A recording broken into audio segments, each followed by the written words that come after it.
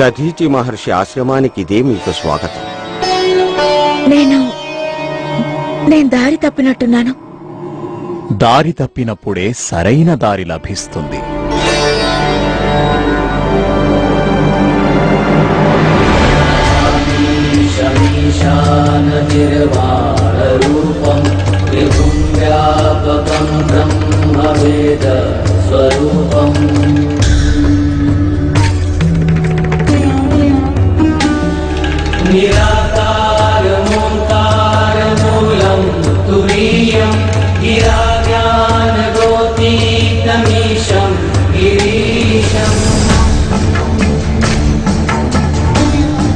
ఒళ్లంతా బూడిద పూసుకుని రుద్రాక్షలను ధరించిన వాళ్లను బహుశా నువ్వింతకు ముందెప్పుడు చూసుండవు కదమ్మా.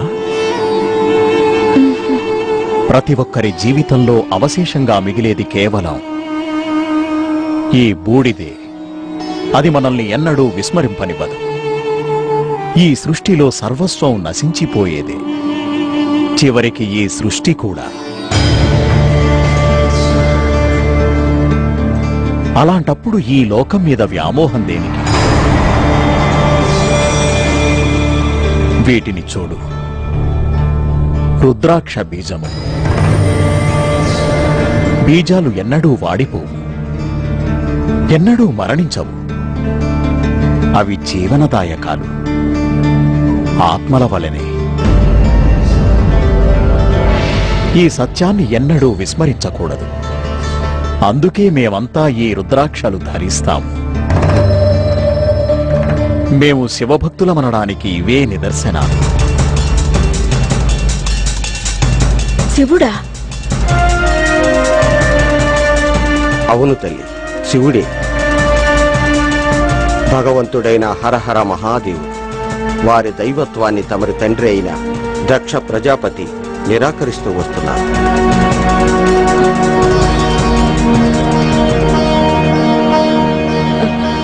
నేను తిరిగి వెళ్ళిపోవాలి. మా అక్కయ్యలు నా కోసం వెతుకుతూ ఉంటారు, ఆందోళన పడుతుంటారు నేనేమైపోయానోనని. పారిజాత పుష్పాలను వెతుక్కుంటూ తమరు ఇంత దూరం రావడం పూర్వ నిర్ధారితం. దక్ష కుమార్తె సతీ,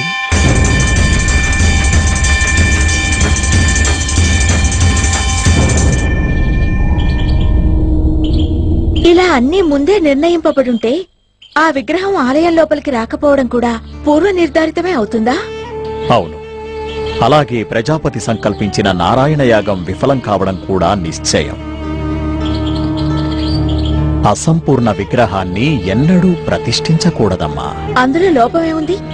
ఆ విగ్రహం ఎందుకు అసంపూర్ణమైంది? చెప్తానమ్మా.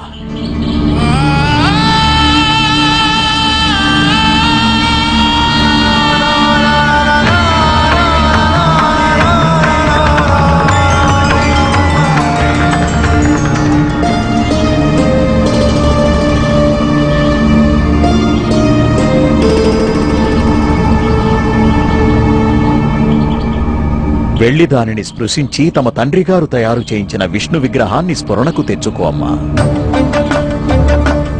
నీ ప్రశ్నలకు సమాధానం లభిస్తుంది.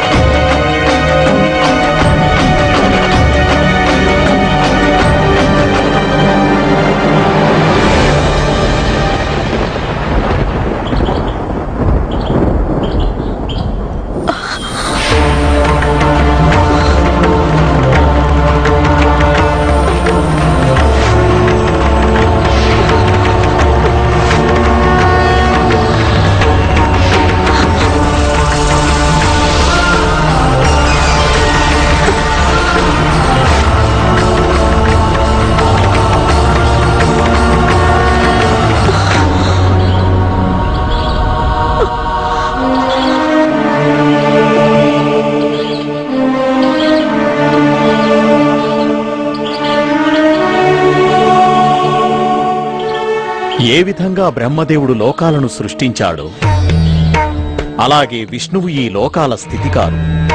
అదేవిధంగా లోకాలను నశింపజేసేవాడు దేవాధిదేవుడైన మహాశివుడు. ఏ విధంగా ఈ ముగ్గురూ లేకుండా ఈ సృష్టి అసంపూర్ణమో అదేవిధంగా అనంతశయన రూపంలో ఉన్న శ్రీ మహావిష్ణువు విగ్రహం ఎలా సంపూర్ణమవుతుంది? ఆ విగ్రహంలో బ్రహ్మదేవుడున్నాడు, కానీ మహాశివుడు లేడే. ఆ ఈశ్వరుడు నిర్ధారించిన నియమాలలో ఎవరైనా సరే జోక్యం చేసుకుంటే వాళ్ళు మూర్ఖులైనా అయ్యుండాలి, లేదా తమకు గల జ్ఞానం పట్ల దురహంకారమైనా అయ్యుండాలి. క్షమించండి మహర్షి, తమరు దయచేసి మా నాన్నగారి విషయంలో దుర్భాషలాడకండి. నిరాకరించినంత మాత్రాన సత్యం అసత్యమైపోదు దక్షపుత్రి. ఆ విగ్రహంలో శివలింగానికి తగిన దివ్యస్థానం కల్పించనట్లయితే ఆ దక్ష ప్రజాపతి ఆ విగ్రహాన్ని ప్రతిష్ఠించడం ఎన్నటికీ సాధ్యం కాదు. నోటితో అన్నంత మాత్రాన మీ మాట భవిష్యవాణి అయిపోదు మహర్షి.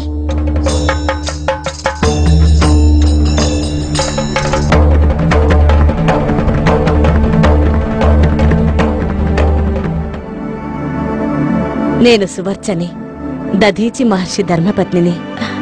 ప్రణామములు. ఇవి మీకోసమే. పారిజాత పుష్పాలిచ్చినందుకు ధన్యవాదాలు. ఇక నాన్నగారి యాగం తప్పక సఫలమవుతుంది.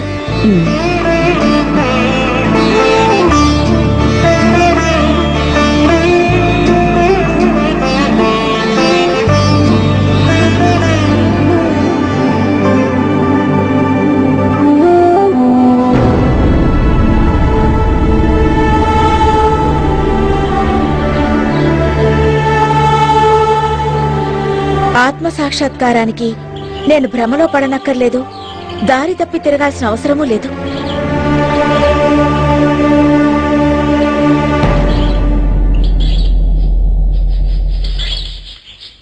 నువ్వు దారి ఏనాడో తప్పిపోయావు సతీ.